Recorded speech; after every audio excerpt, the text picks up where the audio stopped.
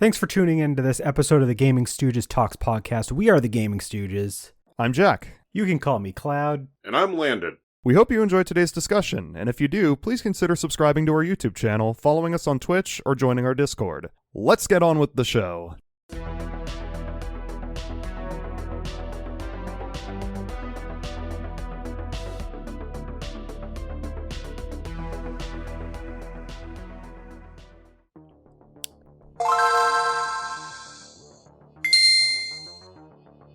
Hey, before we get into more of that, I do have a service announcement I have to get into. Last week, for last week's episode, I really have to apologize to all of our faithful listeners and viewers. You might remember I came back late from the break. Yes. And then there was no Tillamook Creamery sponsorship segment. Darn. And for that, I must apologize to everyone. I had to change 2 diapers, and also the pint of Tillamook ice cream sat out on my oven because I pulled it from the freezer. So that was cool. Nice. Anyway, we're gonna rectify everything, and we're just gonna get into it right away to the start. We've got Tillamook Creamery, chocolate, peanut butter, ice cream, and I'm gonna eat this the whole time. I'm not even gonna talk about whatever the fuck we're doing. All right, back to you, Jack, in the studio. Hey, thanks, Landon. Today, we're going to be talking about the Game Boy Advance. The Game Boy Advance. I love the Game Boy Advance. Hell yeah. You know, I went back to like our top games of all time list just to see or not top games, top systems of all time list, because I was like, where did I put it? I only put it in 9th on mine. And I think if I were to update that today, that would not be that low. I'm pretty sure it would be much higher. For reference, Jack also had it in 9th. Justin and Landon had it higher. I'm trying to think of what I had. Where did I have it? You had it in, I don't remember. One of you had it in 4th and one of you had it in 5th. I don't remember between you and Justin. So, you guys... Probably. Something tells me I might have had it higher than him. Yeah. But I think it was probably. I think it was 9945 for like the placements, or 54. But yeah. Pixel Vixen says, "Hey, can you play Xmas Golf?" I told you, I don't even know what that holiday is until after the winter solstice, and then you have until midday Christmas Day for me to be actually celebrating it. Yeah. That's all you get. So you better hope a stream day for me happens that time. Excuse me, I was hijacked. I capitalized my letters. Oh. Pixel Vixen's significant other. Lennon, you had it in 4th. Okay. I had it in 4th? Yeah, that makes sense. Had it in 5th. I told you I'd have it higher, because that shit slaps. And we're going to get into it today. So the Game Boy Advance. Just a little bit of a fun fact. This system was supposed to come out a little bit earlier before it was supposed to.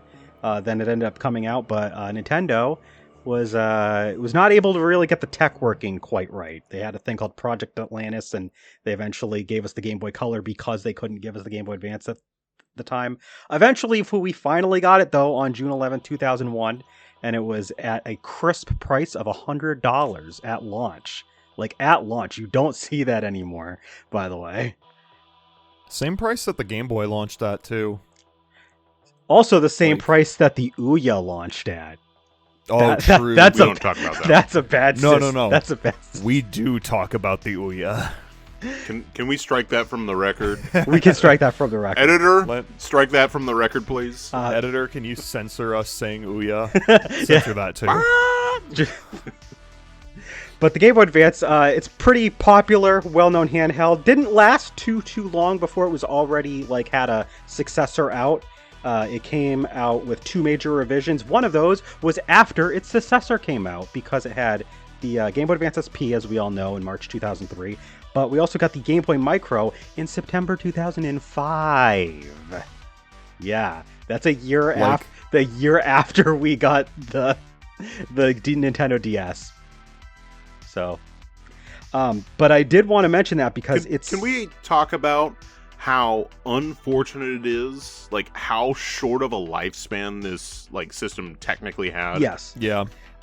2001 to 2004. Yeah. Yeah. Now, It's like if we not want even 4 years. if we want to get technical, while it was superseded by the Nintendo DS, they did like try to like, DS is the third pillar, and we did get notable Game Boy Advance releases all the way in North America, again as usual, until like February 2007 when we got Final Fantasy VI Advance. Like that was Nintendo's last, like Nintendo published that one for us over here, and that was the last Nintendo published game for the system, was Final Fantasy VI Advance. Honestly, you're going out on FF6 Advance, pretty good note to end on.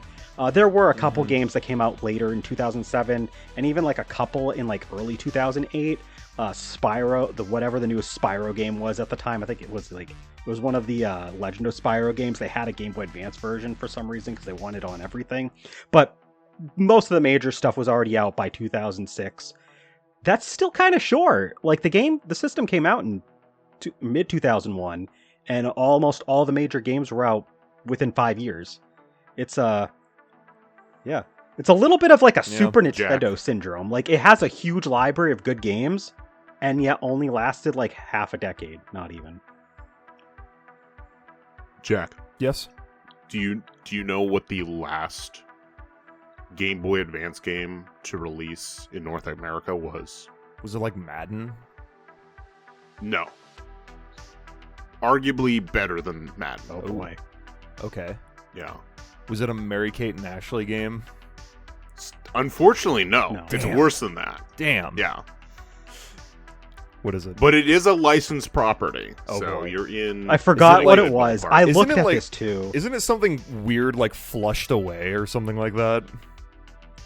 No, for North America, it is Cars Mater National Championship. Hell yeah. That makes sense. Yeah. Yeah, that makes sense. November 12th, 2007 for North America. Yep. All right. And then Australia got like something in December called Gluco Boy, but we're not talking about that. Gluco Boy. And crazy The to fuck are they reference. playing down there? So the Game Boy Advance is one of the lesser selling handhelds that Nintendo did. Now, of course, they lump the Game Boy Color and Game Boy together, so like take that as you will. But the Game Boy Advance only quote unquote sold 81.51 million units worldwide, which is a lot when you consider that almost all of that was sold in just 5 or 6 years. Like by 2007, 2008, sales were pretty much slowing to a crawl. There was like nothing. They discontinued it in 2010, but like that's pretty insane for 80 million units. It's kind of crazy that the Game Boy Advance didn't get discontinued until the year before the 3DS came out. Yeah, sort of. I mean, not really, but yeah, sort of. Like, Nintendo is known for discontinuing their systems earlier than most, but this was a time when, like, they still had systems, like, for a while. Like, then again, they did discontinue, like, the N64 and shit like that pretty early. Anyway. I was gonna say, like, I don't really remember as a kid, like, seeing very many Game Boy Advances, like, at least on, like, store shelves, very far beyond the release of the DS. Especially the Like- DS Lite. By the time the DS Lite came out, like, they were not trying to sell anything else. Yeah, like, I'm surprised, like, which is why it makes me think, like, I'm surprised it took them that long to discontinue the Game Boy Advance, especially when the DS was such a fucking, like, it's America's system, Yeah. as we know. Game Boy Advance, one thing I really liked when I was, like, looking into it is it's one of those really quirky systems because, like, more than a lot of other systems we've already talked about, it had, like, a lot of, like, side shit that you could use with it. Like, you had an e-reader that you could use. Did not take off over here all that well, just to be clear, but it existed. You have the Game Boy Advance link cable, since the Game Boy Color and Game Boy also had one. You had a link cable for the Game Boy Advance to the GameCube, so you can have like compatibility with certain games with that. There was a Game Boy Player, which was like the Super Game Boy, but instead it was for Game Boy Advance on GameCube. which was weird because you had to like have a disc to put it in the GameCube slot, and then also the Game Boy Advance cartridge in the Game Boy player slot. Weird, but hey, you could do it. There was also Game Boy Advance Video, which were literally videos on Game Boy Advance cartridges compressed to high hell to fit on one. Oh yeah, oh those are amazing. You could watch Shrek. You could watch Shrek. They had like episodes of Sonic X, SpongeBob, and Dragon Ball, like a bunch of Dragon Ball. Yeah, and there was also they had a lot. There was also the classic. Oh boy, I've taken one of the Dragon Ball GT ones and played it onto a Retron. Oh yeah, put it on like an HDTV. Oh boy, it is blown to high hell and looks glorious. Oh man. And the Game Boy Advance also had the classic NES series where like they re-released NES games on cartridges as well. Oh my goodness. So like those games are so like pretty overpriced for what you're getting. Wasn't it like $20 for a single NES game? Yep. Yeah. In a time when like the absolute maximum price for a Game Boy Advance game was like $35. Like most GBA games were retailed for like $30, but like some of the more high value like first party titles like Pokemon would be like $35. Not even every Pokemon game either, because Ruby Sapphire did launch at $30. Yeah. So, but I remember Emerald was $35 when that came out. Yeah, actually, another peripheral packaged in with the Pokemon Fire Red and Leaf Green, which also were $35 if I'm not mistaken. You had the wireless adapter, so you could adapter. It was only used with a small handful of games, and the only ones I know of are Pokemon Fire Red and Leaf Green, Pokemon Emerald. Yep. I'm sure there's like maybe one or two other oddballs that decide to sneak in there, but that's the only ones I know. That shit was like, that was groundbreaking technology when that came out, I swear. Yeah. Like it was a complete marvel to me as a kid when like all of my friends and I got our respective copies of either Fire Red or Leaf Green, and we could battle like further than like 3 feet away from each other. And you could like move around. You didn't have to like rely on this cable that was like tethering you guys together. Like if one of you wanted to like go get up and get a sip of water from like the kitchen or something, like you could do it. I think the range on it was pretty good too. I want to say it was like 30 feet.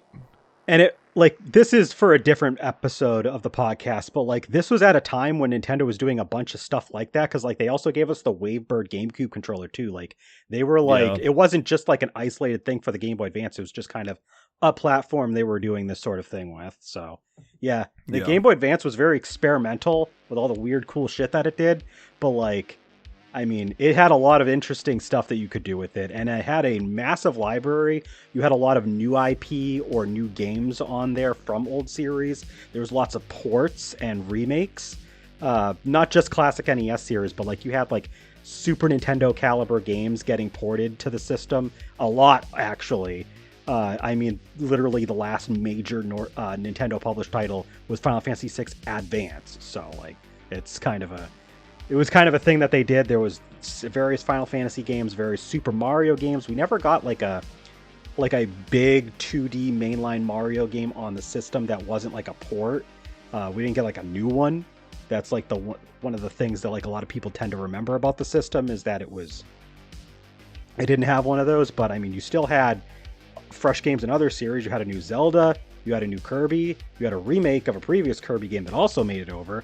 You had Advance Wars. You had the introduction to a wider audience of that and Fire Emblem. These were two series that had not left Japan before. We finally got them. You had new IP like Golden Sun. There was the new games like the Spyro trilogy, the Sonic Advance trilogy, which were originally like, you know, competitor mascots, which made their way to the platform with a bunch of games as well. And there was more Spyro games than that and Sonic games than that on the system. It's just that like those are like the two major, like each of those has like a trilogy that's like people associate with more. And of course you had Pokemon at probably one of its best with that generation. So like, yeah, let's talk about it. You know what's funny? I always pull up the list of whenever we do a console retrospective. I always pull up the list of the best-selling games on that console just to like kind of have like a list of names to look at and like bring up topics up. I'm scrolling down and I noticed that like In the top 20 best-selling GBA games, there are only 2 that are not published by Nintendo. Do you want to guess what they are? I don't think you could. I have the Best-selling, list up, like, so totally Yeah, best-selling. It is. They are Yu-Gi-Oh! The Eternal Duelist Soul I should have expected that, honestly. and Finding Nemo. Finding Nemo is 17th on the highest-selling Game Boy Advance games, sold 1.8 million copies, and sold more than Donkey Kong Country, The Legend of Zelda: The Minish Cap, Golden Sun, Final Fantasy Tactics Advance, and Metroid Fusion. That's insane. I will say That is insane. and I Sonic was- Advance. And Sonic Advance. I was not expecting Finding Nemo, though I should have, because Finding Nemo was a big movie when the Game Boy Advance was relevant. Yeah. I expected Yu-Gi-Oh, but I wasn't expecting it that high. Because, I mean, Yu-Gi-Oh, when the Eternal Duelist sale came out, that was when Yu-Gi-Oh was like the phenomenon. So I expected like Yeah. a I do Yu-Gi-Oh think- game. I think you missed 2 games though, Jack, because there's 2 Namco release games. Oh, I did. at I did miss the Namco games. 8 my and bad. 9. Yeah, so they there's have 4 games. technically 4. I was just. What are the looking 2 at Namco ends, titles? and Pac-Man Collection and Na- Namco Museum, And Namco Which Museum was a launch title too. which I had both of those games actually as a kid. And bringing those back up, they are the reason why the NES Classic series for this fucking system is such a ripoff. Yeah. Because those are 4 Namco games in on each cartridge. Yeah, Why the fuck couldn't you do something similar with the NES Classic? yeah. No, they just wanted fucking money. Money. Exactly.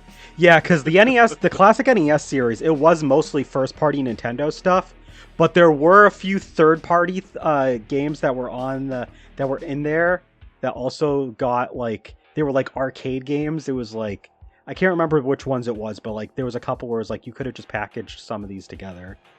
Let me see. Here's But- the list. I was expecting They- Sonic Advance. They did have a they had a ton that released in Japan that we never got, Yeah, which is unfortunate because there's some there's decent stuff. there's a lot of them that they put out in Japan, but not America. We got Super Mario Brothers, Donkey Kong, Ice Climber. Like, imagine paying $20 for Ice Climber. That's God. ridiculous. Excite Bike, The Legend of Zelda, Pac-Man, Xevious. exactly. Xevious? There it is, Pac-Man.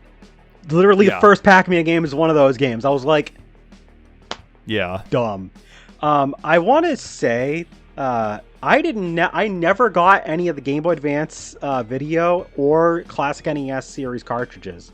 So like, I never got any of the classic NES games, but I did have the Super Mario Advance titles, which was something completely different. yeah, Where they were like pseudo remakes of older Mario games for I wanna- Game Boy Advance. it's weird. So like, they're kind of remakes, but at the same time, they are also mostly just re-releases of the individual All-Stars versions of those games from the Super Nintendo Yeah. versions. I mean, if anything, they're the only remasters. Yeah, the only difference is that like I know for the first Super Mario Advance, which was Super Mario Brothers 2, and Mario Advance 2, which is Super Mario World, at least those two, they upped the brightness of the color palette, because at the time it was the original Game Boy Advance model. This was before the SP. Fun fact, the Game Boy Advance has a lot of games early on where like they washed the colors out and made everything brighter in order to display better on the system screen, because this was before we had the front lit one.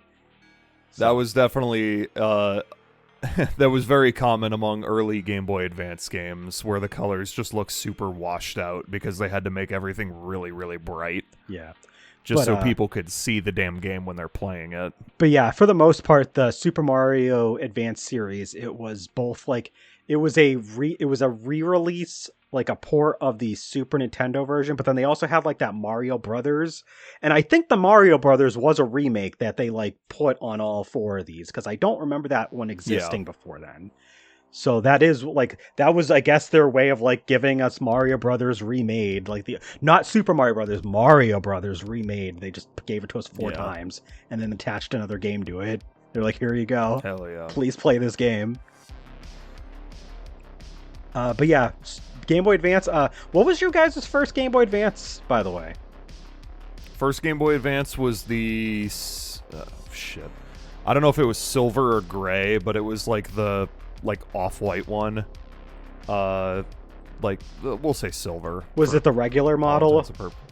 Yeah. Okay. It was standard model. I got it for Christmas I think I've talked about this on the podcast before. I got it for Christmas in 2001. Okay, yeah, you did. That was the first system I was ever like gifted as a child. That was my like introduction to video games outside of just like watching my cousins play video games as a young child. Yeah, I was coming off of the Game Boy Color, so like I already had established myself as like with handheld gaming at the time. But I remember I got mine for Christmas also in 2001, and that was how I was given a copy of Monsters Inc. with it. I spent a lot of my early time with the system. I got the Indigo one. That was the one that the system launched as. I don't remember like what other like early colors there were. Jack, you said there was like an off-white or silver one at the time. Yeah, we got ours at the same time. I don't know. I know there was other releases of like the main Game Boy, the base Game Boy Advance model, but I don't know which ones were available back then. They did a lot of different, a lot of different colors though. I know they did like some like clear see-through ones later on. I don't know how late those happen. Worth noting, I didn't mention it. The Game Boy Advance added 2 extra buttons that the Game Boy Color did not have, because the Game Boy Advance added L and R buttons. So that we only had the directional start select A, B, and now we have L and R. So yeah. Hell yeah. Because I know they had purple. Yep. Purple, I think, was the standard model, like the default. I think they called it Indigo, but yeah, it was the purple one. Yeah. They had like I think there was an orange. I do remember orange. I'm trying to find like a comprehensive list of all of the colors and models that the Game Boy Advances had, but I can't find anything specifically. Al said that his first Game Boy Advance game was Metabots AX Meta B version. That sounds a lot more interesting than fucking Monsters Inc., I'll tell you that much. Hey, I mean, my first 3 games weren't anything that special either. I mean, it was Frogger, Madden 2002, and then a Lego Kart Racer that I'm always forget the name of. Damn. Landon, if I remember right, you said that you'd never got the regular Game Boy Advance. You hopped on with the SP. Is that right? Correct. My first Game Boy Advance console was a Game Boy Advance SP Cobalt Blue. I got the Cobalt color, Blue baby. when I got one as well. Good one. My original Game Boy Advance SP was the red one. I eventually traded that in to get my DS Lite. That's not bad. Because... but I bought this one secondhand years later, and my Cobalt Blue SP has done me well in these past years. I have a Cobalt Blue, but my go-to, if I actually use it, I actually have the... this is a revised model of the Game Boy Advance SP. They call this the AGS 101. There's an AGS 001. That's the original models, and then this one has a much brighter screen. It is for the podcast viewers. Look at how bright that fucking screen is. I haven't even turned that shit up yet. I'm not going to turn that shit up though, because that will blind you. Pixel said that their first advanced game was Pokemon Sapphire. And same as Landon, got the Cobalt Blue one to match the Pokemon. That is cool. I ended up getting Pokemon Ruby before I got an SP, so I did not match my Game Boy Advance and my Game Boy.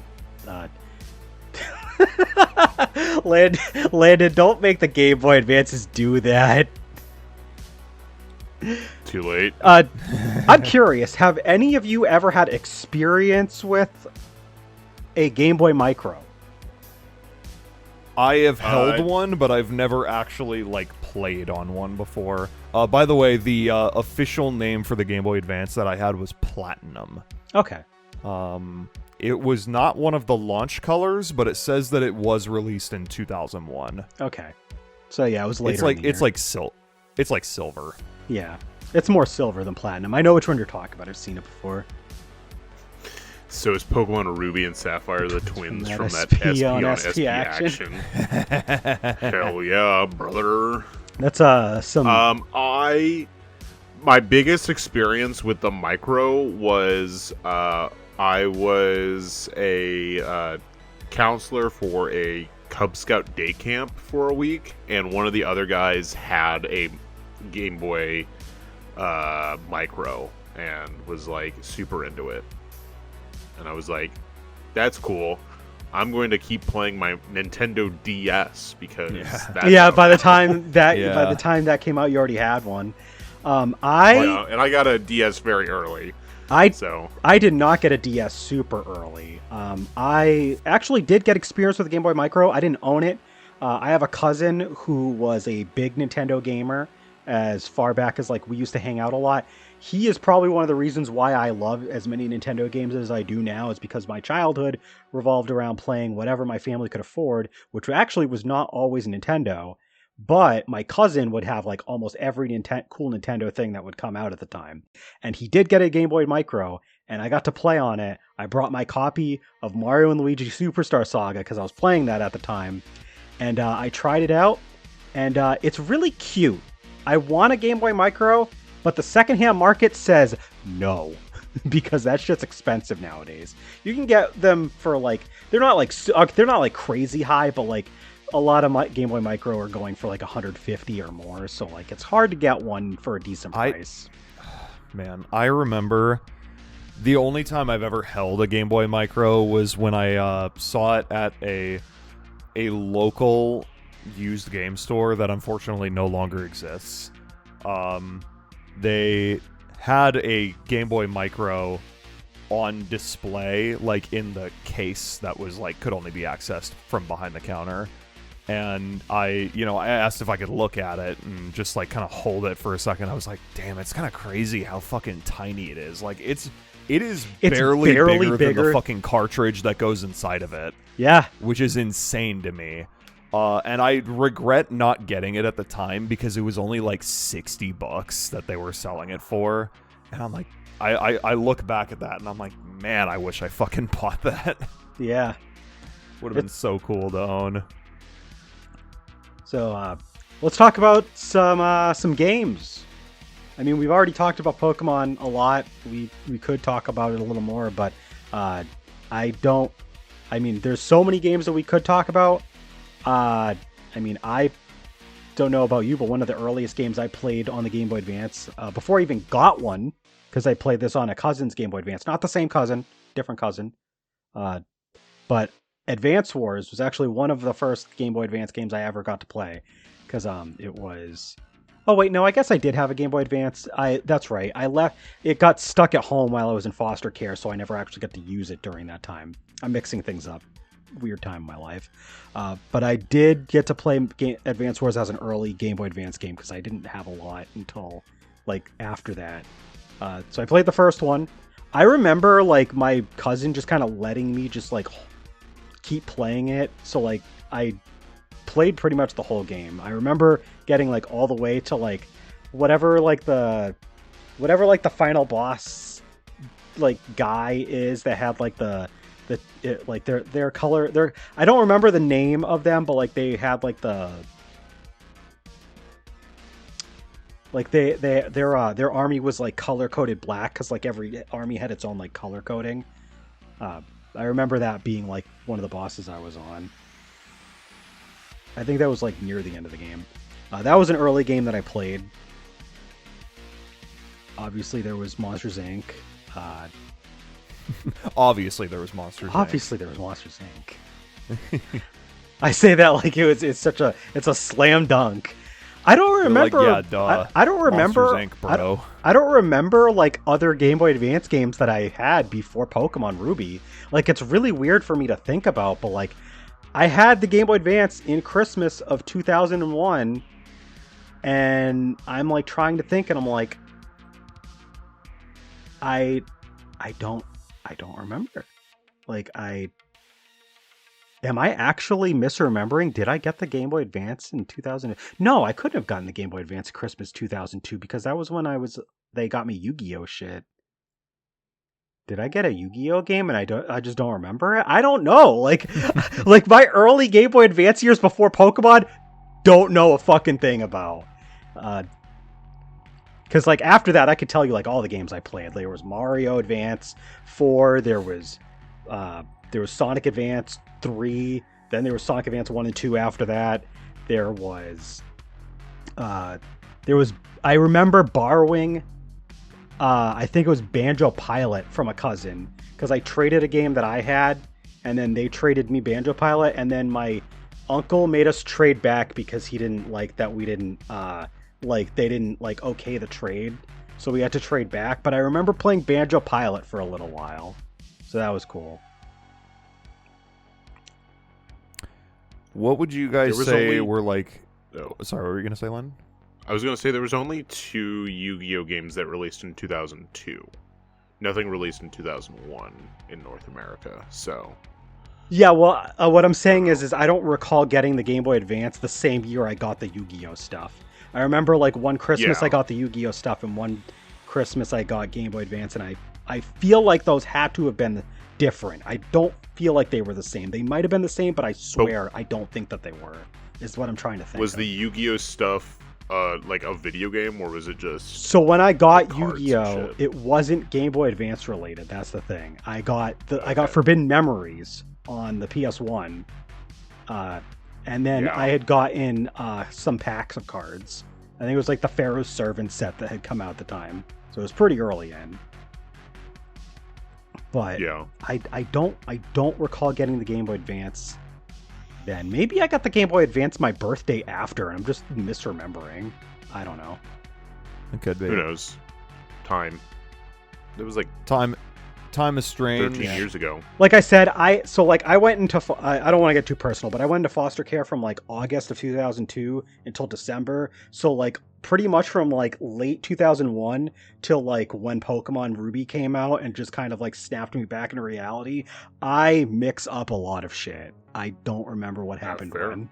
I don't think anyone would blame you for not being perfectly clear on your memory of things that happened 24 years ago. 24 years ago, around a traumatic period of my life. So. Yeah, no, especially around like a very like stressful and bad time of your life. So this sounds like the plot point for a Case 5 Ace Attorney game, though. I don't want to dwell on it too much late. I think I got it pieced together in my head. I'm pretty sure I got the Game Boy Advance on my birthday in 2002, and the reason why I don't have many games for it is because I had gotten Monsters, Inc. that birthday, and then I was in foster care in August, and then because my mom couldn't find the Game Boy Advance, she just found my Game Boy Color, because I still had it. She gave me the Game Boy Color with my Pokemon game that she found in it to play before I got sent away. So when I came back in December, it was Yu-Gi-Oh time, baby! What the fuck is a Game Boy Advance? Yu-Gi-Oh! So let's go. So then I would eventually come back to Game Boy Advance with Pokemon Ruby. That's why I don't remember my early time with Game Boy Advance all that well. But after Pokemon Ruby, God, there were so many games, and I'm still buying games today. Like, I mean, there was Mario & Luigi Superstar Saga that I also played, but I played through Golden Sun recently. I am going to be playing through Breath of Fire 2 that a friend lent me. There's a lot of good Game Boy Advance games. I don't know if you've heard. Did you know? Did you know? The best GBA game ever released is Barbie Secret Agent? No, I didn't. Hell yeah! Thank you for telling me. That was one. Yeah, that was one of Ashlyn's games, wasn't it? It was. Yeah, I remember you telling me that like a long time ago. My sister was not into Game Boy Advance. Like she'd fallen out of video games at this point. because like she was the one that had the Genesis. She ended up getting her own Game Boy Color because she was jealous that I got one. I literally gave her one of my copies of Pokemon Gold and Silver. Like I let her pick which one she wanted to keep, and I took the other one because she bitched and moaned that she didn't get one. So like when I got both games, I was like, fine, you can have one of them. And like after that, she had like a Mary Kate and Ashley game on Game Boy Color, an Austin Powers game, and hell yeah, those were both bad games. And she had a Paperboy game that was actually pretty good. The Game Boy Paperboy game that was pretty good. God, I need to play the fucking Austin Powers Game Boy Color game. And well, the one that she had wasn't even like a real like adventure game. Like it was Dr. Evil's Welcome to My Underground Lair or whatever. And like you played a bunch of stupid mini games. Like I remember playing Othello on that. Oh, that's amazing. Again, this is not Game Boy Advance related, but I just want you to know this was the last experience she had with a Game Boy. She never got Game Boy Advance. They really did make video games of just whatever the fuck back in the day. And Game Boy Advance got quite a bit of that too. If there was a movie that was even remotely successful, it had a fucking video game adaptation. Yep. And just look at fucking Finding Nemo for the Game Boy Advance. Sold better than Metroid Fusion. Don't know Sold why. better than Minish Cap. What the fuck? Cloud, yes. how much do you think a sealed copy of Secret Agent Barbie Royal Jewels is for the Game Boy Advance? See, I feel like this is either hilariously high or hilariously low, and I don't know which one to pick. So I'm gonna say $60. I'm gonna say $25 for a sealed copy. Cloud is closer. Oh, That's funny. Yeah. See, I was thinking either you could get a sealed copy for like $25-$30, or it was gonna be like $300 for some stupid reason. This sealed copy's box is fucked to high hell, so that might play into it. But on eBay right now, you can order technically a sealed copy for $29.95. that's the price it cost when it came out. Oh yeah, just trying to break I even see how on it. fucked the box is. It's like there was something like pressing on it for a long time. Oh man, it was definitely sitting at the the bottom of. Is this on eBay? I'm guessing. Yeah. It is. This is. I'm guessing it comes from the fucking house where eBay games come from, and it was just smushed under a bunch of other random shit. Not even just Game Boy Advance games, but just anything. And it was just like that for years. And they're just like, oh yeah, I still have this. I might as well put it on eBay, see who wants it. So yeah, what are some iconic games that you guys played on Game Boy Advance? Besides Secret Agent Barbie. Besides Besides Barbie. and Secret Monsters, Agent Inc. Barbie. I mean, I'm gonna start by saying this one. The Pokemon Emerald. I can't Pokemon hear Emerald. that. Yeah, This cartridge is very, very expensive. it is. It is. If I'm ever in dire financial straits, I could just sell this, but I never will. I never will. This is mine forever. Good. Fuck you. What if I take it from you? What'll you do? I would be very sad. Okay. Al I won't take it says that he didn't have many Game Boy Advance games during its main years. He had Metabots, there was Advance Wars 2, that's a good game, Metroid Fusion, Sonic Advance 1 and 2, Final Fantasy 6, and most of the GBA Pokemon games. I wish I had Final Fantasy 6, man. Like, I had Final Fantasy 4 for a while, and I've had Final Fantasy 1 and 2 Dawn of Souls, but I never had Final Fantasy 6 Advance, or 5. I'm kind of in a similar boat as Al, where, like, because I was, like, a young kid during the Game Boy Advance years, I did not have money. I pretty much only ever got games from gifts, right? Either birthdays or Christmas. Yeah, it was the same thing for me. You know, it kind of worked out because my birthday is, like, far enough away from Christmas that it was like, yeah, I'll get a couple of games twice a year. But no, I grew up with, you know, obviously the Pokemon games. The Super Mario Advance games were big for me. Oh, yeah. I definitely played. I'm pretty sure I had Kirby Nightmare in Dreamland. The Sonic Advance games were huge for me as well. Definitely being a fucking Sonic kid. The Sonic Advance games were like very like. What's the word I'm thinking of? Like Formative games. Formative, yeah. Thank you. I was thinking like seminal, and I'm like, no, that's not right.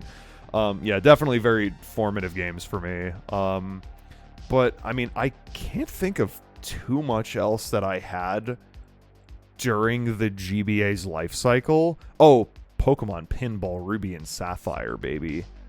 That was also a big one for me. But yeah, no, I didn't like. I mean, I mostly stuck to the games like Pokemon, Sonic, Kirby. Like I had the Pac-Man collection and the Namco Museum, and that definitely comes from like my mom was huge on like Pac-Man and like other Namco arcade games when she was a kid, so she got those for me, thinking like, oh yeah, like, you know, these would be cool, and they were cool. They were really cool.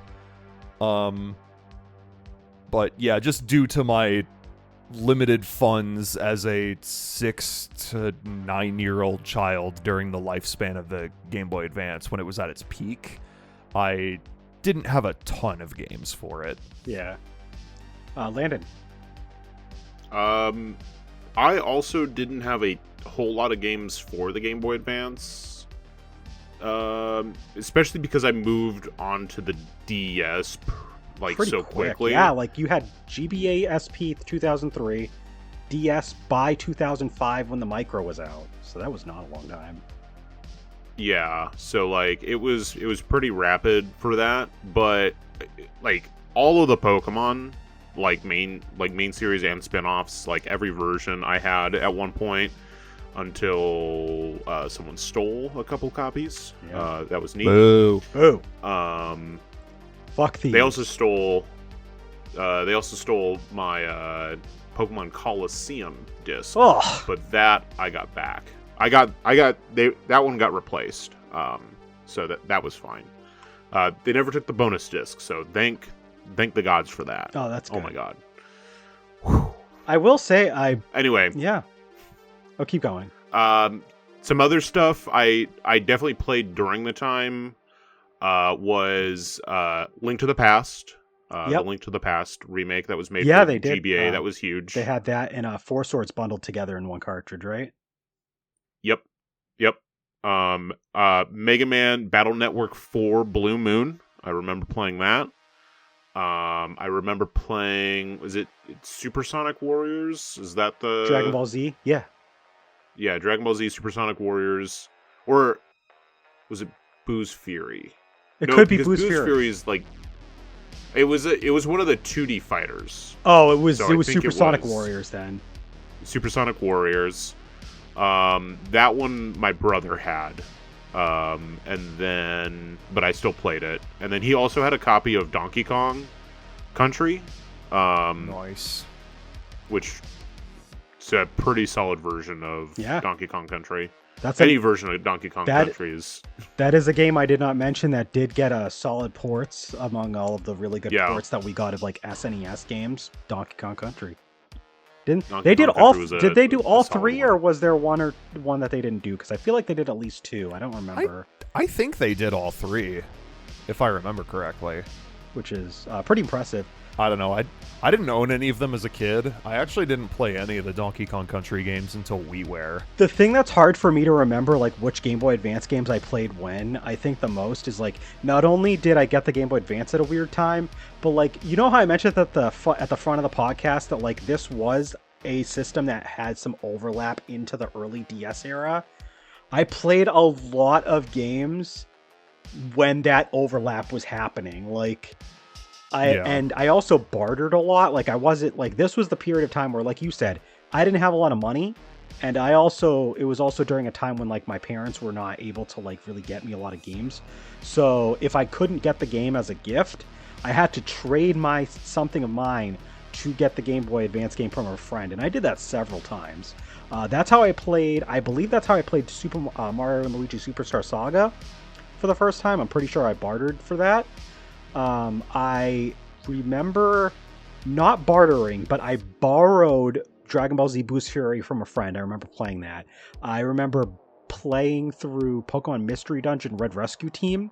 I think that I had borrowed it, and then my friend actually was nice enough to just be like, you know what, you like the game a lot, I haven't touched it, you can just have it. I remember like them just kind of letting me keep it for as long as I felt like I might have given it back to them, but I remember I was holding on to it for a long time. I'd played that. That was a late entry. And some of these Game Boy Advance games I played them after I got a DS in 2007 as well. So like I was playing Game Boy Advance games from like when I got the system, well after I got the system, like when I got Pokemon Ruby, from like 2003 all the way into like the late 2000s, even though I was also playing DS games. Like the Game Boy Advance just had even though like the games had stopped by like 2007, like there's just so much shit that came out. I was playing Game Boy Advance games for like several years after, and I was just finding new ones to play all the time. I have to inform you, Linnea took the smelliest shit. Fuck. I guess that's how she feels about the Game Boy Advance. Well, she's not going to be my daughter if that's her opinion. Yeah, what the fuck? Yeah, we respect the Game Boy Advance. We respect most handhelds in this family. Most handhelds. Most handhelds. But yeah, I mean, I do remember I played through the Spyro trilogy that I mentioned, which is Season of Ice, Season of Flame, and then Attack of the Rhinox is the main 3 games. I remember playing through those a lot as a kid. I 100% Attack of the Rhinox. I don't remember how, but I did it. The first game's way too hard to do 100%. I remember I didn't do that. And then Season of Flame, that was a really fun one. So I played through those. Sonic Advance, honestly, until like later on, wasn't really like my big thing. I did play through Advance 3, and I loved Advance 3. I remember playing through it because I was like, oh, this game is cool. It's like a 2D version of Sonic Adventure because of the style. And like it has Sonic X style to it. Like I was just like, that's how my mindset was when I was like younger. That's how I looked at it. And I had a blast with that, but I never played 1 and 2 until like much later. So like my Game Boy Advance experience is weird. It's all over the place, but I have a lot of it. I got really into the Fire Emblems later on down, and also like the Metroids, because it wasn't until like, God, what would that have been? 2015. I feel like I was playing Metroid Fusion. Like it was pretty like a long time had passed. And then the Fire Emblems, because what was it, Sacred Stones was added to the 3DS like ambassador program. Yeah. In late 2011. Yeah. And that is where a little bit of my like Game Boy Advance like exposure also came from, was playing some of those games. Yeah. But yeah. Actually, right in about now. And so I was Cap the same way. I remember I played a little bit of one of those 2 Zelda games that my friend was borrowing, that my friend like let me borrow. I never actually owned the games until like later on down the line. And I only have Minish Cap digitally. But besides the games that we mentioned, since we just went through like our formative years of the Game Boy Advance, like when it was like more relevant, before we get on to like the like aftermath, like after the years and like games that we played and stuff like that, and like other Game Boy Advance stuff like connectivity with GameCube and shit, how about we go ahead and take a quick break for all of our little shout outs and our stream account plans, what we've been doing with Twitch. You want me to do that? Yes, please, because I need a drink. Okay, go for it. Hey everybody. Hi. This Hi, is everyone. the Gaming Stooges. Oh yeah, Landon, I forgot you don't need to get up because you already gave your Tillamook. You know, at the beginning. You wanna know something fun? Yeah, what's up? It's empty. It's empty. Damn, you ate that shit. This was full and sealed when we sat down and hit record. So Are you serious? Yes. God damn. You ate 16 that fluid ounces of Tillamook, baby. Fuck yeah. In like an hour. Gonna die. You're gonna shit later. I'm gonna shit like Linnea did. Anyway. Yep. Anyway, hey everybody. Hey, we everyone. have a Discord that you can join. It is in the description. Join our Discord. You can learn all about what we've been doing lately, our updates on what's coming up. We have a Patreon where you can subscribe to either vote for upcoming content, whether it be future streams, future podcast topics, or you could potentially see some exclusive content. Ooh. How much is that? On our Patreon. And what is that called? For the $3 a month on the Silver Stooge tier, you get access to voting on all of our polls for future content, as well as all of our exclusive video content that we post on Patreon. We post a video a month. What if I want a little bit more? If you want a little bit more, you could Yeah. spend $5 a month for the Gold Stooge tier, where you will get a shout out personalized by us every time we do a podcast. Shout out to Al. Love that. Shout out to He's Al. Shout out to Al in the chat. He's the sole Gold Stooge member at the moment. Yeah. And as far as streams we have going on right now, Landon, well, by the time this podcast is up on streaming services, it will be finished. But Landon is nearing the end of Dragon Quest IV. Hey, speaking of which, give me like, I don't know, 5 minutes and we'll have Patreon content. Hold on. Oh, there you go. I have to put up, you remind me, I have to put up a poll. He's putting up a poll. Landon's putting up a poll right now. There you go. putting one That's up how live. often you get content on our Patreon if you join for just $3 a month, or $5 if you're feeling generous and you really want that shout out. Hey, tell them what this episode is. This was- episode is brought to you by Tillamook. No, this episode was decided upon by patrons. Oh yeah, this episode topic of the Game Boy Advance was decided on by you, the patrons. It was voted for and won in a poll over the GameCube, which we will be doing in the near future. Not the very next podcast topic, but the one right after that, I think. If I'm not mistaken. What's up? I'm talking about when we're doing GameCube, but Yes, that I'll is get back going to be 2 episodes from now. Yep, 1 month from now. yeah, that's what I thought. Okay, and as far as things that we're doing right now, I just finished Kirby 64, The Crystal Shards, and all of the VODs for that will be on YouTube by the time this goes up onto streaming services. Cloud is currently playing through No More Heroes. Yeah. Yeah. And that has been going good. Yeah, and it's been Landon, fun. like I already meant, yeah. Tough. And like I mentioned, Landon is finishing up with Dragon Quest IV. I will have started a new stream series by the time this goes up, but you're gonna have to wait and see what that's gonna be. You're gonna have to wait. If it's up on, if you're listening to this on like Spotify or Apple Music or whatever, then you already know what it is. But for now, for the live audience, you got to keep quiet. And I believe that's it. All right. So let's get back into Game Boy Advance, as in I'm sure that later on, after the Game Boy Advance was like the relevant system on the market, I'm sure that we had exposed ourselves to a lot more Game Boy Advance games then.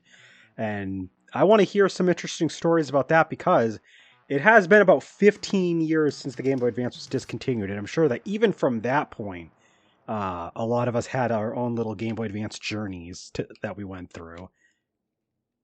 So just some stories that you'd like to share about like Game Boy Advance games that you found after the fact that you really liked. Oh yeah. Oh, there's plenty. I mean, like, there's a good deal of Game Boy Advance games that I have played I will beyond my younger years. Yeah, I will say I probably have the least, like, percentage-wise out of the three of us of, like, Game Boy Advance games I had played after compared to, like, when it was still relevant, because of, like I said, I managed to play a lot when it was still, like, kind of like the thing. But I played more after that, but, like, it's probably like a 50-50 split, honestly. I played a lot of games when it was still, like, big. But That's fair. because, like, I could count Boo's Fury as, like, an older one, but I played the other Dragon Ball Z adventure games, the Legacy of Goku 1 and 2 afterwards. I did that for a podcast. One of those is a good game, in my opinion. The other one I never want to touch again. I'll let you guys decide which one was which.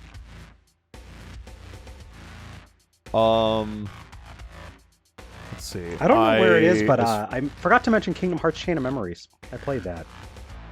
I try not to mention Kingdom Hearts and Landon's Presence. I think that's why I forgot to mention it earlier.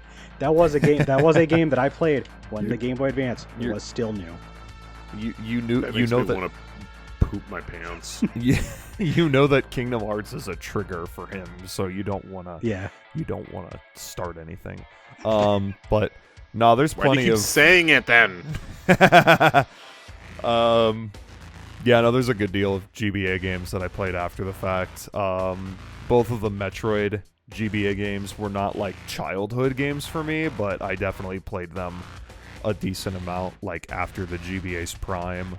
Like Mario vs. Donkey Kong, fucking Minish Cap was not like a childhood game for me, but I played it after the fact, and it is my favorite 2D Zelda game.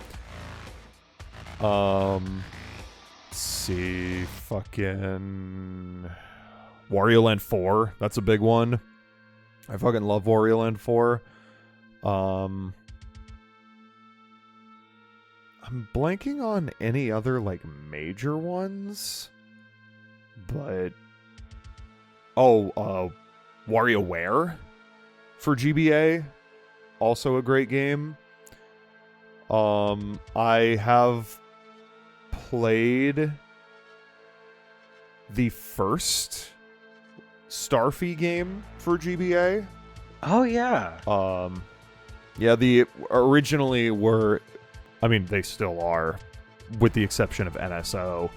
But the legendary Starfy had 3 GBA games, I'm pretty sure, that they added to NSO not too long ago, and That's I think that's pretty sick. I always forget. It's kind of wild that, like, we didn't get it until it was on the DS, so we got the DS versions of the games. But, like, the Phoenix Wright Ace Attorney games originally were Game Boy Advance games. Yeah, And the they first were one Japan came out only, super but yeah. early, too, like, in the lifespan. Yeah, it was like 2001. Kind of crazy to think about. Early as fuck.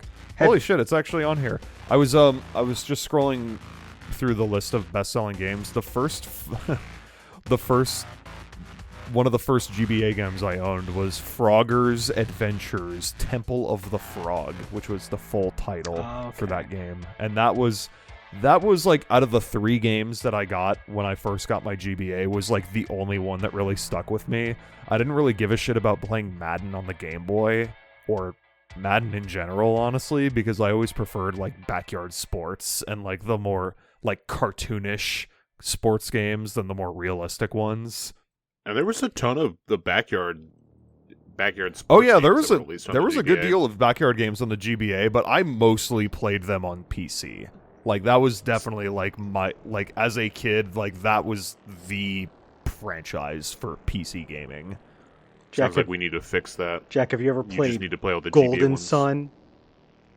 Not extensively, no. This is the wrong Golden have Sun. Sun, I meant to grab Golden Lost. Sun 1, and I grabbed Golden Sun The Lost Age by accident, but I mean Golden Sun Yeah. 1. That's a really good game. I was about to say that doesn't look right. It's definitely not. like I keep mixing them up. it's definitely The on my labels list are of like the games that I need same. to play The- at some point, but I have not like for all intents and purposes, I've not played the original Golden Sun.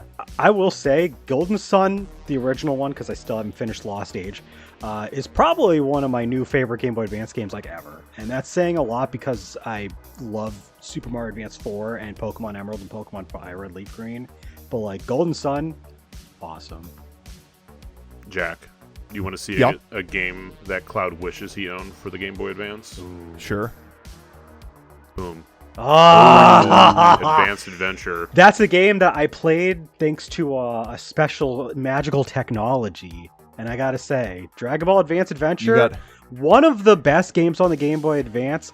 Also a sleeper hit because it came out kind of late. It was like a 2006 game. They made it because Dimps made it, and they made it after the Sonic Advance stuff that they were doing.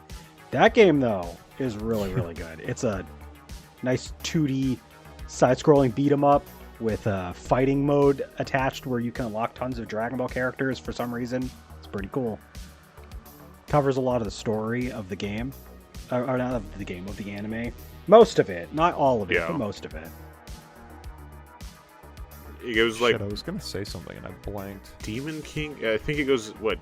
Is it Demon King Piccolo that it goes through? Yeah, it goes up to Demon King Piccolo. But it also skips a little bit of stuff like early on and in between, but not a lot compared to other Dragon Ball games. Because usually the OG Dragon Ball stuff, they only focus on a single arc at a time or two. I know they did that with Origins, and then Revenge of King Piccolo kind of skims through a lot. But Advanced Adventure, you get a decent amount. That's a really good advanced game that I don't have a physical copy of. I borrowed this originally from a friend, then I bought my own copy, but Breath of Fire 2 is a super grindy but a very nice, fun, old-fashioned RPG. Another port of a Super Nintendo game. I can't wait to get back to that one day. That's a game that I want to play. I brought just some random Game Boy Advance games, like Monsters Inc. I played Monsters Inc. I don't know why I like Monsters that game. Inc. Sunday, baby. I don't have this game anymore. I used to own Yu-Gi-Oh! GX Duel Academy. Al knows. I used to talk to him about this. Yu-Gi-Oh! GX Duel Academy was actually the first GX game that I know of for Yu-Gi-Oh! And it was also the only one that I know of that was on the Game Boy Advance because they moved to the DS afterwards. And I remember I didn't have a DS at the time I wanted to play Duel Academy. Or at the time I wanted to play Yu-Gi-Oh! GX stuff. So when I first got my hands on something for it, it was Duel Academy. I 100% that game. I got all the way to Slifer Blue. I did whatever the hell the point in the story it goes up to. I think it's mostly based on the first season or so. I ended up collecting all of the cards. I had every card in the game. I was that obsessed with that game. Yu-Gi-Oh! Games on the Game Boy Advance were good shit. There's a lot of good ones. Yeah.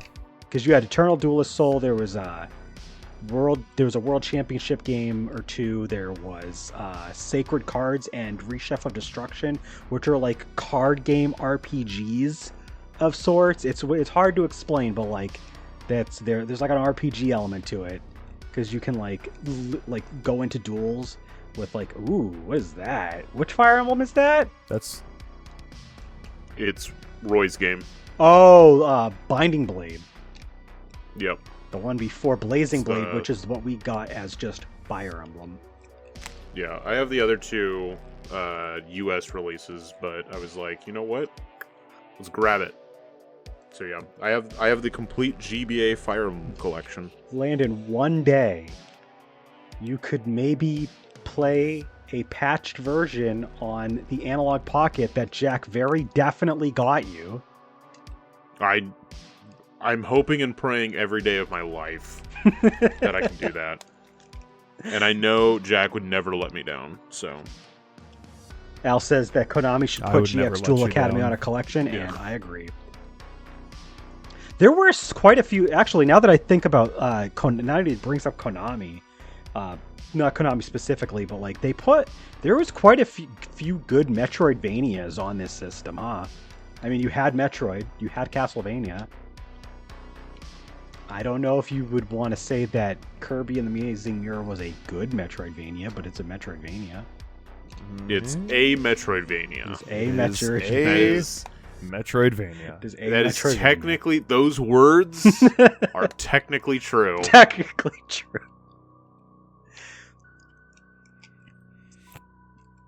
God. I gotta get into the Metroid games. I played a little bit of Fusion, and I feel like the Game Boy Advance might be a good place to start for me. I remember enjoying what I played of Fusion. If you are not going for 100%, Fusion and Zero Mission are very easy games to get into, especially Fusion because it's very handholdy. I've been told. Yeah, it is one of the more handholdy games. But the other thing is they're running off of the Super Metroid, like it's mostly off of the Super Metroid like system, so they like play wonderfully. So it's just mileage may vary depending on how much you want to like have your little handheld through the game. For a game like that, I probably don't mind if the game wants to hold my hand until I finish it. Like, yeah, I have fair. no That's why I experience in say, that genre at all. I think those ones are a decent starting place for like newcomers because of that. So I would recommend playing them. All right, one of them. So as far as games, we basically covered just about everything. But as I mentioned, Game Boy Advance did a lot of weird shit. Jack, I want to hear more about your experience with Game Boy Advance Video, because I have zero experience with it. Oh, I have hardly any. I'm going to be honest. Oh, you don't have that much? I had a friend who had like a Sonic X cartridge. I don't even remember what episode. And I think my sister had a SpongeBob one, but it's been so fucking long, I do not remember. Hold on, let me look up and see. There's a lot What of Game Boy Advance episodes were Video even? releases. They did a shit ton. Like, before PSP could do its whole UMD movie shit, Game Boy Advance Video was where it was at. And I say that as as far as feature-length movies go for Game Boy Advance Video, you have, for options, Shrek 1, Shrek 2, Shark Tale, Yup.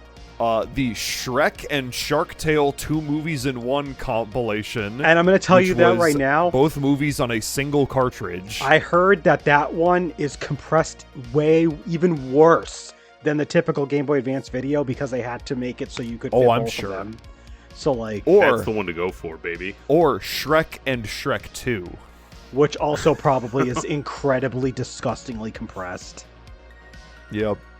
Let's see. Holy crap, there's way more than I remember. Yep. There's a bunch Yeah, of... they had like a lot of cartoons back in the day on GBA Video. They had Ed, Ed and Eddie, Courage the Cowardly Dog, Johnny Bravo, Yep. Billy and Mandy. a lot of Cartoon Codename Network Kids stuff. Next Door. I think that... Dexter's Lab. I think the Pokemon anime got like a few like sporadic bits and pieces of episodes on there. Dragon Ball Z as well. They did a couple of those as well. There's if it was popular in the early mid 2000s and like kids watched that shit, they put that shit on Game Boy Advance Video. It's pretty interesting time that we lived in. Yeah, there were several SpongeBobs as well. Landon, did you get any Game Boy Advance Video growing up? I didn't own any. I told you my story with one where true. when I was at one of the local game stores, they had like a Retron setup or a Game Boy player or something. So plugged in one. We just watched 2 episodes of Dragon Ball GT in the best quality format you could have. Absolutely.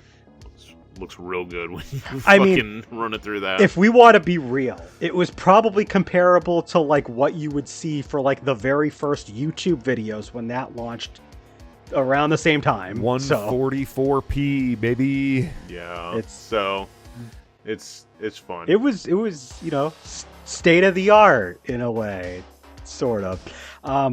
One thing I didn't get to experience all that well that I feel like Landon has some experience with, I want to ask. Connectivity with GameCube. How much experience you got with that? Because I want to be jealous of you for like 2 minutes.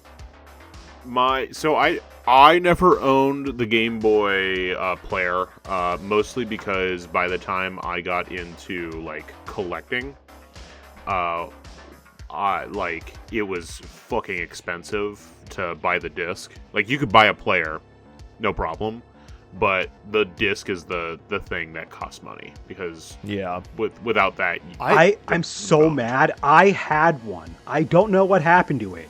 But when we had a GameCube, somewhere in the shuffle of moving from GameCube to Wii, and me just using my Wii for GameCube games, I don't know what happened to our GameCube. I swear I had held on to it and stored it somewhere, and it had the Game Boy player. We had the disc. I used it because we got the GameCube super late, so we ended up getting a Game Boy player at the time, and it was not too expensive. It was like 2007 or so. I don't know what happened to it. I don't have it anymore. I don't even think my family has it anymore. I'm pretty sure it's just gone, which sucks. I used to have a Game Boy player. It wasn't first party. Really? It was third party. Yeah, no, I distinctly remember this because I tried it. Oh my god, I found a picture of it. You found it? Okay. Please I actually found send that in our Discord. It's very low quality, but it was a dongle that plugged into the memory card slot instead of being a like add-on to the system itself that would like go underneath it. And you would like put the cartridge in the dongle. Okay. And it had the disc just like the regular Game Boy player did. But it was here, I'll post the picture in the spoilers. Join our Discord if you want to get the context. Join our Discord. But yeah, it looked like that. I never had. It was anything weird. Like that. That's definitely that is very weird looking. But I believe that was a Christmas gift one year. I'm pretty sure. I want to say that was like 2003. I got that one. Yeah, it was weird. I definitely don't have it anymore. I don't remember what happened to it. I think it stopped working at a certain point, and I just threw it out. Damn. But yeah, my brother did have one, so like I did have experience with it during the time of it. It's like when it was like around and like sold. And I remember playing a decent amount of A Link to the Past GBA on it. That's a good way to play it, considering. Yeah. So like I have played it. Just I never owned one myself, but do you have the? It's a really, really cool.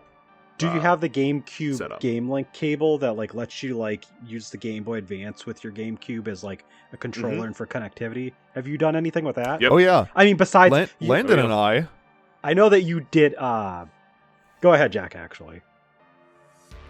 Well, when I visited Landon a few years ago, on my last day there, we actually did play, with the proper, like, GBA link cable to GameCube, Four Swords. That's pretty awesome, Adventures. honestly.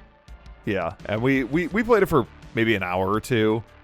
And it was fun, actually. It was really cool. That is the only experience I've ever had with it, though. I never had the link cable as a kid. That's still pretty awesome. I used it. I had one as a kid, and I was using it for like Pokemon trades between Gen 3 and Coliseum and XD. So I did a fair amount of that. Yeah. I don't remember when exactly it happened, but I do have a Wishmaker Jirachi from you that you would trade it up and then like trade it over Wi-Fi to give to me, because I was like trying to remember how I got it. I was like, wait, I remember Landon got me one and like sent it after he transferred it up between generations. Like I said, I don't remember when this happened, but I remember you were like, I can just send unlimited Jirachi out. I can just do I can farm that shit. Yeah. It's like you had it when you had a spare like Gen 3 game, you could just like restart it, get a new one, send it out. Yeah. All done. So Yep. Yeah. Easy peasy. I haven't So I done did it. that. I haven't done it yet, but I did buy a Game Boy Advance GameCube GameLink cable that I will be using with my copy of Pokemon Coliseum, which I will talk a little bit about later in the podcast at the end. Nice. But I just recently beat it, so when I'm ready to do stuff with that, I'll be able to just hook this bad boy up my Game Boy Advance and just trade stuff over. So I'm looking forward to that because it seems like it's a fun thing to do. But yeah, I don't have experience with anything else. Like the e-reader, don't have experience with it. And all the other stuff mentioned, don't have experience with it. Which sucks because I've seen like the stuff you can unlock in like Super Mario Advance 3 or 4, Super Mario Bros. 3 with like the e-reader. And it's good that they released that game in a way that like you can play those levels without the e-reader because there's a lot of cool levels that had. I remember getting like a card for e-reader that was like for Pokemon Ruby Sapphire. Never got to use it. I just remember like there was like a trainer and they left one Pokemon like blank with like a question mark. And I was like, ooh, spooky. What's this Pokemon that they have on it? I don't remember how I got that card. I just remember having that card and never being able to use it. There's actually like a decent amount of stuff that the GBA link cable like gets you between different games. Is there? Like yeah, because there's a Final Fantasy Crystal Chronicles, I think. I think that's one. I'm sure there's a lot more that I don't even know about. Crystal Chronicles required for each player in multiplayer mode. But there's stuff like Metroid Prime. You can unlock the fusion suit. Oh, cool! Really? That's Metroid pretty Fusion. Yeah, I know that. It's a slick version of that. Yup. And they kind of do that in the Prime Trilogy re-release of Metroid Prime. It was like something you can unlock at the end. Like once you beat the game, you could there was an option in the options menu to like turn it back on. But if I remember right, Metroid Prime Remastered for the Switch does not include. Oh, that's a shame. Include that. Yeah. Mario Golf Advance Tour allows you to transfer characters between it and Toadstool Tour. Oh, so they did like they did with the N64, where like if you had the transfer pack and you had Mario Golf on both systems, you could do stuff like that.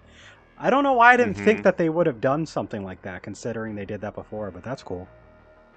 You could transfer Chow. That's between right. Yep. Between the Chow Garden on your adventure games and the advanced games.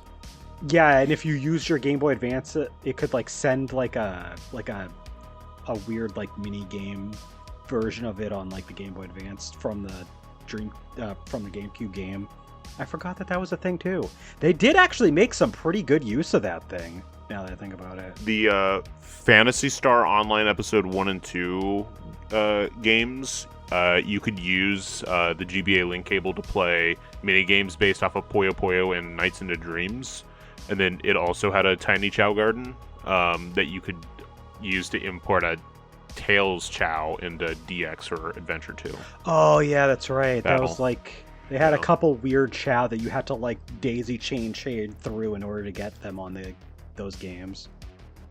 Yeah, but there's like a lot of games, not just first party, but like a good number of third party stuff. Like some of the Harry Potter games had crossover, depending on what. Yeah, Animal Crossing had some stuff where you could play the like NES games downloaded onto your GBA. And it also supported e-reader as well for Animal Crossing. So yeah, Billy Hatcher, you could play mini games. I think it was the same too as Phantasy Star Online and also a Choo Choo Rocket one. So yeah, all right. Bobobo. Nice. I have a Bobobo. Here's an interesting question to round out our discussion. What are some Game Boy Advance games you have not played that you want to get to? Golden Sun Golden and its Sun. sequel. Golden Sun, baby. That is like, I feel like that is the big blind spot that I have as far as like Game Boy Advance Essentials go. Like that's the one like major title for the GBA that I've yet to touch. I mean, like I've touched it, but not like I haven't held it. touched. I haven't touched it. Yeah. Touch me harder. Touch me harder. Any others? Or is that basically it? Just the Golden Sun titles? Some of the Dragon Ball Z games on GBA are pretty good, right? I would say Boost Fury is good.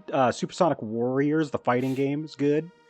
If you like Boost Fury a lot, the prequel to that, Legacy of Goku 2, is okay or fine. You probably will not like Legacy of Goku 1 because that game is garbage. Just skip that. It's funny because Legacy of Goku is in the top 30 best-selling GBA games. Very unfortunate. It is. Very unfortunate. Yeah. Advanced Adventure, I would say, is probably like the best, but it's also the most expensive. It is. Yeah. So I just say emulate that, play it. Yeah. That's fair. And then any others? That's about it, though. So as far as games I haven't played at all, like as long as I've at least like emulated it or something, like I'll count it. But as far as games I have not played at all, I think the major missing point for me is Fire Emblem. I have not, despite the fact that I am that too. Despite the fact that I am now a casual Fire Emblem fan, and I've played quite a few of the games pretty much from Awakening onward. Still have to get to Engage, but still, like I have not played. I started a file on Sacred Stones because that was sent out as an ambassador game on 3DS, and I did like 2 or 3 missions, and I just shelved it and then never got back to it. I got to get back to that, and then there's also Fire Emblem, quote unquote, which is Fire Emblem: The Blazing Blade. I haven't played that one. If I wanted to get into it, Metroid, that's another big one. If we're only counting like games that were like new Game Boy Advance games, because like I could also mention like ports and remakes and shit. I don't want to mention those ones. I also haven't ever played Final Fantasy Tactics Advance. Like I've played bits and pieces of A2. I love Final Fantasy Tactics. I don't know why. I've just never played Final Fantasy Tactics Advance. Probably because my Game Boy Advance was a Pokemon machine for most of the time. And I wasn't super into strategy RPGs until after I was already done with Game Boy Advance. Because, like, by the time I was done with the Game Boy Advance, it was pretty much, like, discontinued. And that was when I started playing, like, Disgaea and actual, like, Final Fantasy Tactics and some other stuff like it. So, like, I do got to get into more tactical games. I think those are the major ones. I mean, I haven't beaten them. I haven't played through them enough. But, like, I've got Advance Wars 1 and 2. I have Golden Sun under my belt. So, I've mentioned all the other games. Yeah, I think it's pretty much just like Fire Emblem, Metroid. So, the stuff that's on my Game Boy Advance wish list. I'm missing one Dragon Ball game. Dragon Ball Z collectible card game. Oh, yeah. The one that was based on the bad card game from 2002 or so. Yeah. That shit sucked. So there's that. Yeah. I want to get Donkey Kong Country 2 and 3 at some point, because I have one. And DK King of Swing, which was like the original, like a made-for GBA game, Donkey Kong game. And then Game & Watch Gallery 4, I would also like. And then, and this is the good stuff, Bionicle Heroes. Bionicle Legos. Oh boy. Lego Bionicle. There's like 5 Bionicle games for the fucking GBA. Oh, there is a Lego Bionicle. Lego Bionicle. Oh, Lego. Well, I mean, to be fully transparent, Bionicle was made and produced by Lego. No, I know that. It's just, it's weird to put those two things together. Because Bionicle is already like a... there's one that is called Lego Bionicle, and then there's one that's just called Bionicle. Okay. Yeah. That is weird. And then Bionicle Heroes, and then there's like 2 other ones. Maze of Shadows, and then Matorna Adventures. I gotta get all the Bionicles, baby. Yeah. Do you have folks in the chat? Let us know. What's good on the Game Boy Advance. Yeah. What's your question? One last question. Do you have Puyo Pop, aka the Puyo Puyo, like remake port? That they put on there? Have Puyo Pop on GameCube. Okay. I don't have the GBA one. Gotcha. All right. Yeah. So. Oh, Pixel says, "Oh boy," to my question. So I'm sure we're gonna have a really good list of games that Pixel recommends. All right. So while we wait for that comment, closing statements on the Game Boy Advance. How do you feel about the Game Boy Advance as a whole, Jack? Love it. It's a great system. It was my first one, and it's a very important one to me. It has some of my favorite games of all time on it. No major complaints. I mean, hardware-wise, the only thing I can really complain about is that the lack of blacklight or backlight on the screen on the original model. Because at that point, I mean, you could have you could have had a light behind the screen. It's early 2000s. I think pretty much every other major handheld that came out, despite them all selling like shit, comparatively still, but they all had backlights at that point. I remember, being a kid and either sitting under a lamp to play Pokemon, or I had the worm light. I didn't have the worm light. I had this weird thing that you clipped onto the top, and it had a clamshell flap, and the flap had I know which one you're talking about. Yeah, so it protected the screen, and then it also was a light when I turned it on. Yeah. That shit drained batteries like a motherfucker. Mm-hmm. So, I bet. I'm glad that I ended up moving on to Game Boy Advance SP from there. But yeah, did you basically say everything you wanted to about the Game Boy Advance? Yeah, that's about it. I love the Game Boy Advance. Good system. Yeah, I love the Game Boy Advance too. I think the more time goes on, I feel like I'm getting more and more of an appreciation for it. Just such a strong library, even when you factor in that certain major series didn't get a fresh new game on it. You didn't get a fresh new Mario game or 2D Mario mainline game. You still had a bunch of cool but we got experimental shit. We got a really good Mario RPG for the system. Yeah, you had a good Mario RPG. You had experimental shit in there. You had a lot of stuff coming over to North America for the first time that we never got, and these are all solid games for their series. So I keep finding shit that I want to play. There's a lot of great ports of games that were on the Super Nintendo, and yeah, there's screen crunch, but I want to play these portable versions of these games because it's just cute and fun that they're there. Pixel has a bunch of suggestions.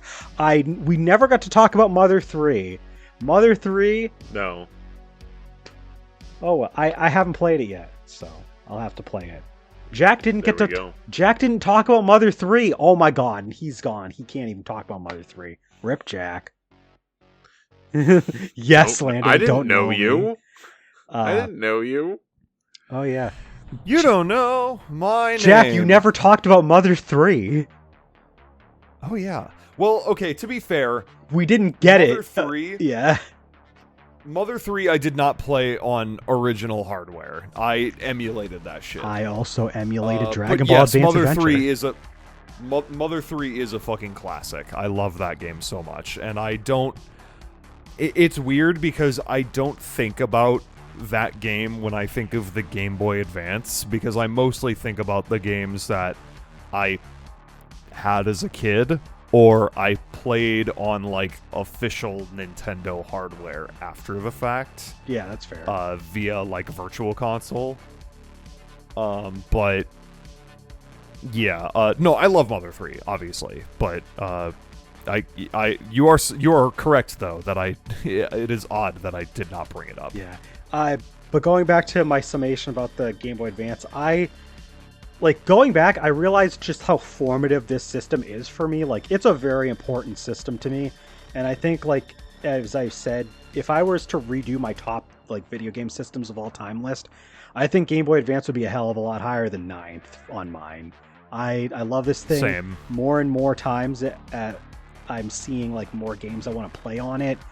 I'm going to be getting a lot of mileage out of Game Boy Advance just going forward, because there's just a lot of cool stuff to play. So, yeah. Love Game Boy Advance. 2 thumbs up. Do you want to read off Pixel's list? Yeah, she mentions Boktai 1 and 2, Swordcraft Story Summon Night 1 and 2, Lady Sia, which I don't know any of those, I'm just going to mention that, Mother 3, Shining Soul 1 and 2, Sigma Star Saga, and Herbs. I know you made up most of those. I'm not convinced that most of those are real. Which one do you think is the most fake? I think that Swordcraft Story Summon Night sounds fake. Like, that shit sounds made up. That shit sounds like the title of a fake game that is put in an anime for a gamer character to play. Like, that's the... like, she said, I'll go take a picture right now. All right. Go for it. Lady Sia looks really cool. I'm looking it up right now. Oh, man. But, yeah, Landon. Your thoughts on the Game Boy Advance? A little funky. Game Boy Advance, baby. Classic system. Classic system. Classic. Game Boy Advance goes. Classic. I would say the only issue I have nowadays is the size. I'm mostly talking about the Game Boy Advance SP because that's what I had. So, backlight in there, baby. Rechargeable battery in there, baby. But mostly, like, my adult hand. Yeah. Like, yeah. Like, even me, and I have small hands. Like, my hands are, like, touching each other, and they're, like, all over this shit just to hold it. I have large hands, and the Game Boy Advance SP is tiny. Like, this thing fits in my palm. This is a palm size console. Yeah, literally in the palm of your hand. So that would, I would say, is like the only issue is now that I'm an adult, this is very small. Yeah. Other than that, I mean, it's a great system. It's portable, especially the Game Boy Advance SP. I can actually put it in my pocket, which I can barely do with my phone. Yeah, so it is funny, like, when you think about it, like, it has a smaller profile than a phone, and that's pretty impressive. Like, when it's folded out, sized. yes, it's about the same size. Yeah, but it is the same, just about. But when it's folded up, it's very portable. The only issue is because the buttons are in the middle, you have to, like, knuckle bump. Yeah, you have to fucking... Yeah, if you're like... It sucks, so, like, one thing that I didn't mention, it is interesting that a lot of people in, like, the community for, like, Game Boy Advance that love Game Boy Advances, they've been modding, like, the base model to add backlights because that form factor is just so much more comfortable, like, having the buttons on the sides. So... Yeah. Or... you rip off the top of a Nintendo DS. Yes. Or DS you can rip off the top of a DS and just make sure that it's set to load the Game Boy Advance on the bottom screen, and you're good to go. You got a Game Boy macro. Yeah. That's what they call it. It's funny. It is funny. There are options out there for, like, playing Game Boy Advance games not on original hardware that is slightly more comfortable. But, like, this is I still think this is awesome. There's probably things I would probably change about our list of, like, top game systems, but I think this might still stay around the, like, 4th spot. This is definitely still probably one of my top 5 systems of all time. Yeah. Maybe it's because I spent, probably close to 600 to 800 hours of Pokemon on it. But yeah, I mean, so did the I. buy-in, I spent it's over 1,000 hours across like, and that was just when the Game Boy Advance was new. Like that's just that. Yeah. So I mean, I also spent. I mean, some of it got put into the DS by that point, but like I was playing on one of these and on a DS, and I was also trading between my Game Boy Color. So like I put in a lot of time into handheld during that era. So yeah, I love the system. I think it's great. I think the library is lacking in some aspects. Like, you don't have an original Mario platformer, but you have Mario vs. Donkey Kong, and also, like, you don't have a Super Mario platformer that's original, but you have Mario vs. Donkey Kong, you have Mario and Luigi, Superstar Saga. So you have some pretty good core stuff. Kirby had Nightmare in Dreamland, the remake of Kirby's Adventure. There's a lot of good remakes. There's a lot of great remakes and ports. So you have that. Donkey Kong Country games are among that. Link to the Past is on that list. Metroid Zero Mission is solid. So yeah, it's a wonderful portable Super Nintendo. It really is. Yeah. So that said, honestly. What you been up to, Jack? What have I been up to? These last 2 weeks. Well, these last 2 weeks. Let's see. On the 8th? Yes. 8th, yes. I went up to my second home, as it were, of Detroit. You do go out to Detroit a lot. I have friends up there. A lot of my high school friends like live up there now, so like I have, a reason to go up there a lot, but also because like it's like probably outside of Indianapolis, which is, a decently sized city, but gets fewer shows than Detroit does. I go to Detroit a lot. And in Detroit, on the 8th, I went to go see one of my favorite bands of all time, Boris, the heavy metal rock, stoner metal, drone metal, whatever you want to fucking call them. They're heavy music, very loud, distorted, very loud.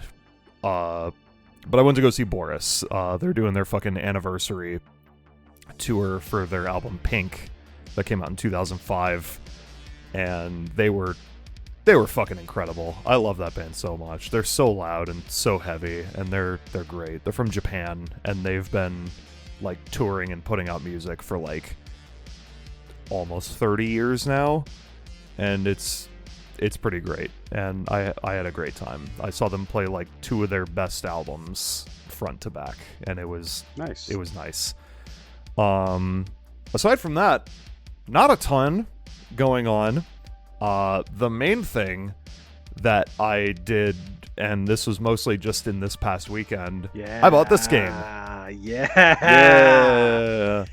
Pokemon Legends ZA, Pokemon Legends Pizza, Nintendo Switch 2 Edition. Tell him, Jack. Tell him how you feel. This game fucking rules, actually. Like, I'm having a blast with this game. Like, I only just started it on Sunday, and like I've spent all of the time that I've spent in this game so far has been just on Sunday and Monday, but I've put nearly 12 hours into the game already. And I really was just thinking about how, like, man, I feel like I've been like trudging through Persona 3 for the last like several months, and I'm 60 hours in, and I feel like I haven't made a ton of progress. So I'm putting it down. You'll come back later. I'm starting up something else. I'm gonna come back to it at some point, but for right now, I just wanted to start something new, start something That like, wasn't tied to a fresh and stream. get me like, yeah, exactly. And I'm having a lot of fun with this so far. Like I knew going in that like it's open world ish in the same way that Legends Arceus was open world, but with a much more like condensed. Yeah, it's like it's a sandbox. It's the whole thing. It's a sandbox, yeah. Like it's like I think of it like Grand Theft Auto, kinda. It's like one large city that you can like freely traverse and go anywhere in. And it has the fucking like the Xenoblade style combat system where like you freely move around and you select moves for your Pokemon to use that are on like a recharge timer. Like there's no PP, it just like takes however much time to recharge until you can use it again. And I've really been fucking with it, honestly. Like I'm having a lot of fun with the battle system. Like it's a very simplified version of like what Xenoblade is, but like I'm still having a lot of fun with it. I've been like in the 2 days that I've spent playing this game so far, I was like fully addicted. Like on Monday, I think I spent probably somewhere around 7 hours playing this game. In one it's day. Been a while That's impressive. since in one day, and it's been a while since I've played a game that much in a single day. And I haven't finished the game yet, and I've only just gotten to rank F. I'm looking forward to you getting through the rest of the game because I want to hear your thoughts on a bunch of stuff we get there. Yeah, but like so far, this is like the most fun I've had with a Pokemon game in a long time. Would you say it's your favorite like, Switch Pokemon game? See, that I'm not sure about, because I did enjoy Scarlet and Violet despite it being what it was, the way that it is. Yeah. What it was, being Scarlet and Violet. Yeah. Despite being on the way that Nintendo it is, Switch before a performance upgrade patch. Yeah. I did enjoy Scarlet and Violet despite being the way that it is, but I think it's pretty safe to say that this will most likely end up being my favorite Switch Pokemon game. I've been having a blast with it, honestly. Have you been... I think so far my team is Meganium, Ampharos, Fletchinder, which is almost a Talonflame. Let's see. It was I'm blanking on the rest of my team. I have a Heracross. I just got the Absol. I mean, spoilers for this game, but like you get a free Absol. Yeah, it's like, pretty at a early point in through the game. It's the and first I'm like, one that you do. Yes. This game is speaking to me personally by really giving me this free Absol and Absolite. Have you been able to mess with like the character customization yet with like the outfits and stuff you can buy? Oh yeah, I like. I've been spending. I like how you could just start going to the stores whenever you want, just start buying shit. Yeah, there's a ton of fucking clothing stores in this game, and honestly, most of the money that I've been making through like battle zones, I have been just funneling into buying clothes for my character. Because I'm like, what else is there to spend money on aside from like Pokeballs and healing items, which you don't. I mean, as far as I know, you can't use healing items in battle, right? You can. They have a cooldown as well if you use them. Okay, I glossed over it, but I've yet to actually use a healing. I will item in say battle. you might have to get into the habit of doing it late in the game because there are some tricky enough boss fights that like you might want it. But yeah, it has the same cooldown system. You go in to the menu when you're not in the middle of like an attack or something, and you can just go in and use the item, and then the item will have its own cooldown. But it's honestly, because of the fact that like they have a cooldown system for moves. It's cool. Like you almost never need to go to like a Pokemon Center to heal if you just have potions, because you just heal the Pokemon with the potions and then they're already ready to go. Yeah, it's like you never have to worry about PP, so it's like no worrying about PP. Yep, this game has zero PP. Zero PP problems. But yeah, I've been enjoying this a lot so far, I will say. And then the box, I dropped it. But But aside from that, just last night, I went with some friends to Detroit again.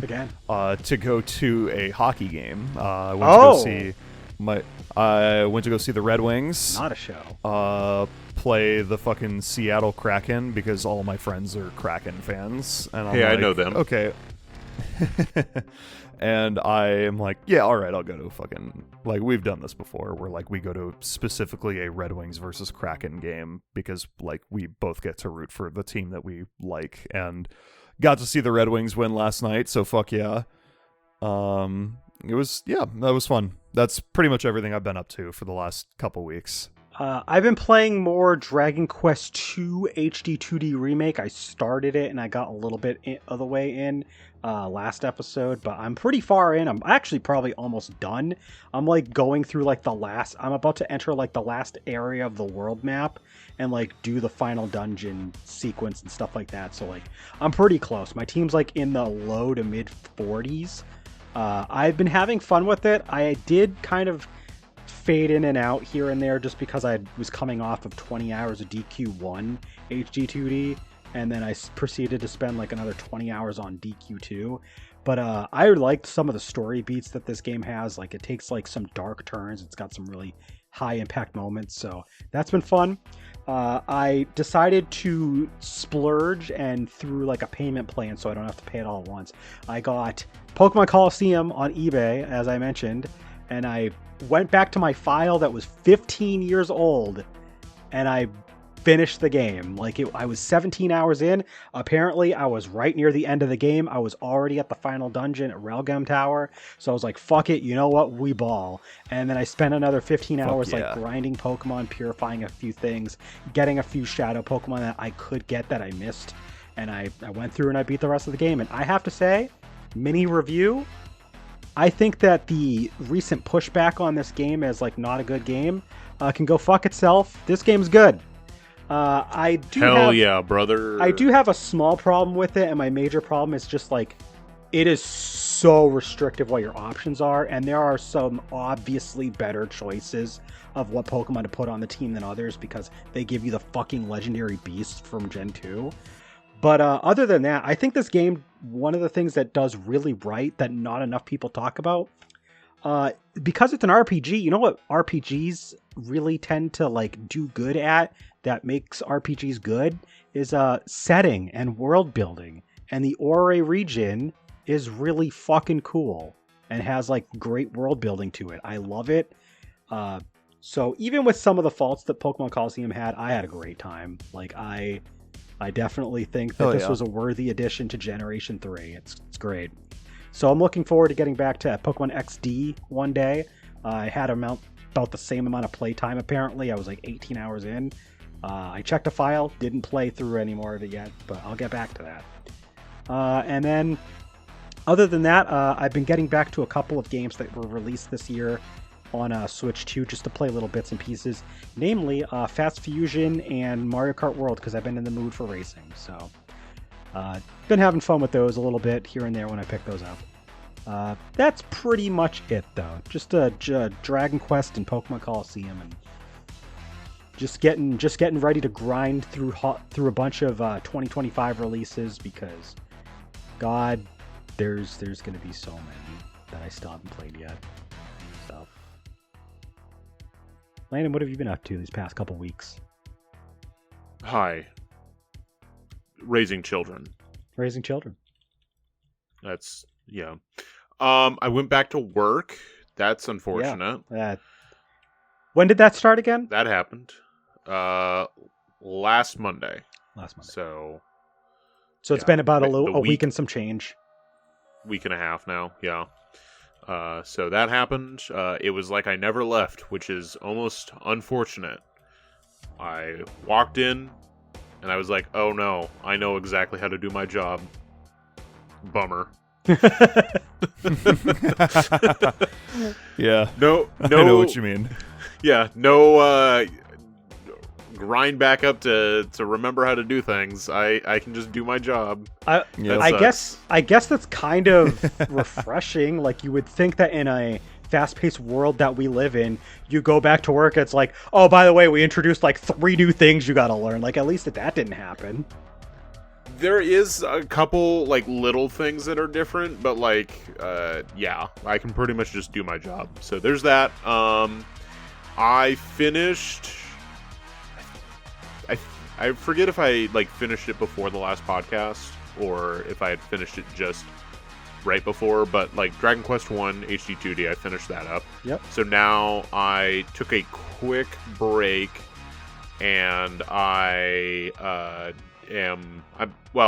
break from Dragon Quest is going to be long, but I played a little bit more Once Upon a Katamari.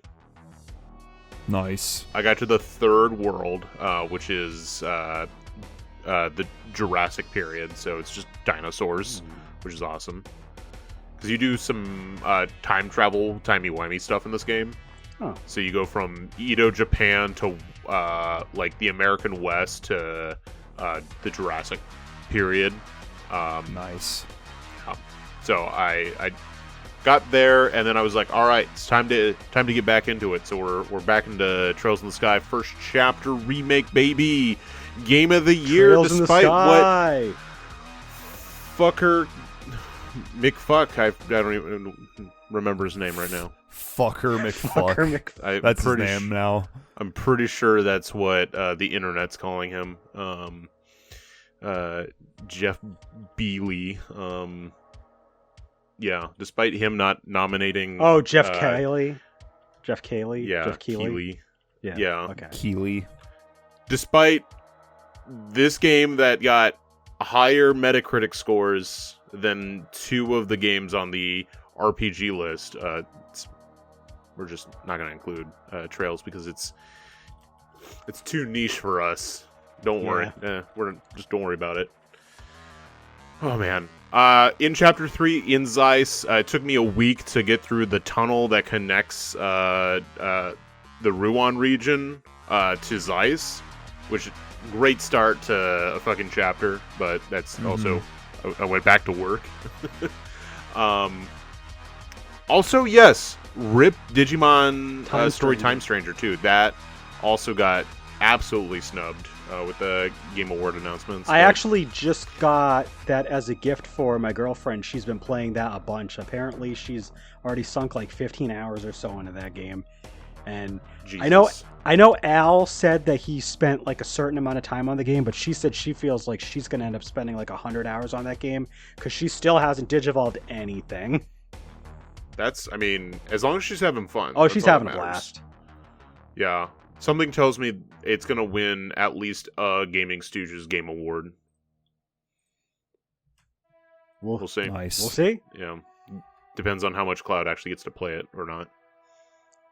I guess we'll see. Yeah. Yeah. But anyway, Trails. Tita's in the party now. Doing all the side quests that open up after you oopsie with the Black Orbment. Turn off all the power of everything. So, making progress in there. I'm probably a quarter or so of the way through chapter 3. So yeah, excited to push through that. And then Kari got this thing for me. So I'll have to do with this in like that? a week and a half. It's a Tea Lovers Advent Calendar. Oh, ooh, that's interesting. You know what? I'm going to have to look into that because Bethany literally asked me for exactly that. Like, she wanted an advent calendar for tea. This And I'm like, I got to look into that. Made in Portland, Oregon.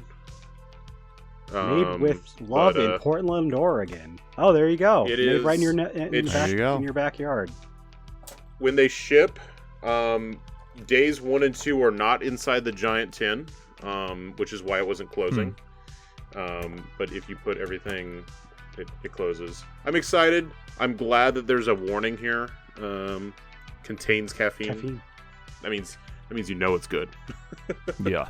So yeah, I'll let people know how that happens. And then I think this happened. When was the last podcast? It was right before. It was on the 5th. That was the last podcast? Oh, never mind. Yeah.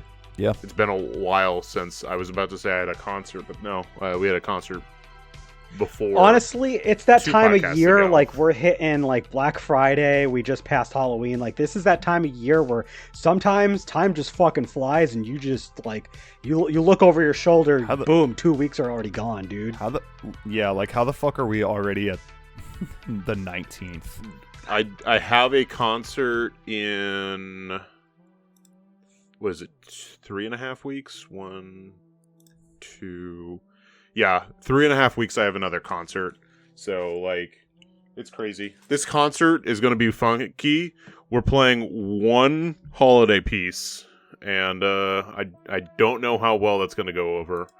Al mentioned beating Digimon Storytime Stranger in 50-something hours. Okay.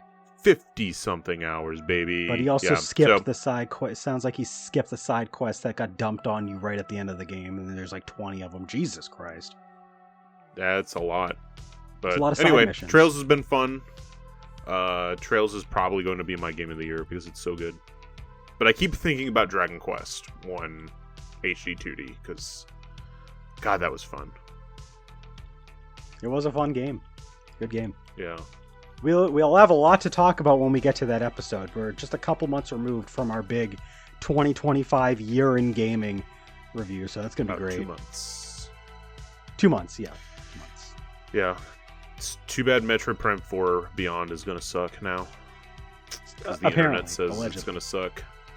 I mean, we'll get your thoughts on it when that time comes, so we'll see. Yeah. Thank you, anyway. everybody, for tuning in. But it's been a very advanced evening. I don't know what that means. Roll the outro. Good night. Pokemon Advance. Bye. Bye.